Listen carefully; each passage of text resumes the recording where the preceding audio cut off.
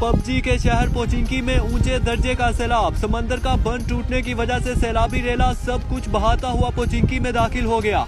Victor और उसके 3 दोस्त पानी की जद में आकर लापता। रेस्क्यू टीम की जानिब से गुमशुदा लोगों को तलाश करने की भरपूर कोशिश जारी। पबजी के जराये के मुताबिक सैलाबी रेला आइंदा 24 घंटों में स्कूल पहुंचने का खदशा।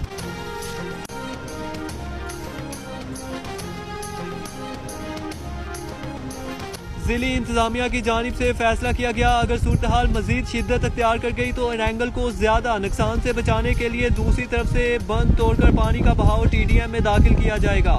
सैलाब से मुतासर अफराद को रेस्क्यू टीम की जानिब से चर्च के छत पर मुंतकिल कर दिया गया। सैलाब ज़दगान के लिए खाने पीने और मामूल जिंदगी के लिए अहम अशिया वक्त पर लोगों को पहुँचाई जा रही हैं।